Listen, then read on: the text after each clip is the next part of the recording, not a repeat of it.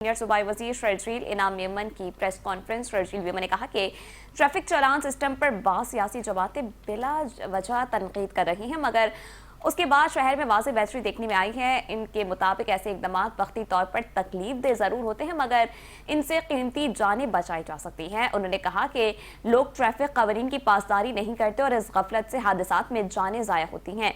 उनका कहना था कि पहले मरहले में शहरियों को वार्निंग दी गई है और पहला चालान मुआफ किया गया है। वजीर इत्तलात ने कहा कि बिलावल भुट्टो जरदारी और आसिफ अली जरदारी पार्टी के तमाम फैसले मुशावरत से करते हैं। नून लीग की क़यादत ने पीपल्स पार्टी से राबता किया है और आइंदा सेंट्रल एग्जीक्यूटिव कमेटी इजलास में अहम फैसले किए जाएंगे।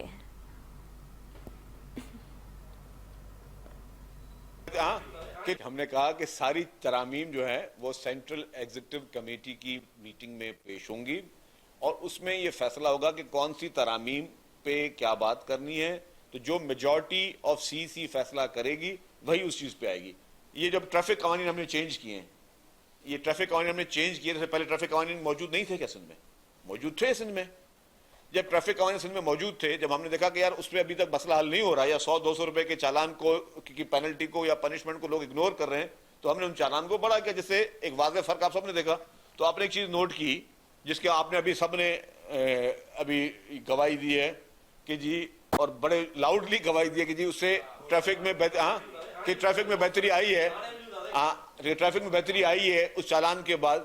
तो इसका मतलब उस पेनल्टी करने के बाद थोड़ा फैसला मुश्किल लग रहा था, लेकिन आपने देख लिया कि उससे बेहतरी आ गई।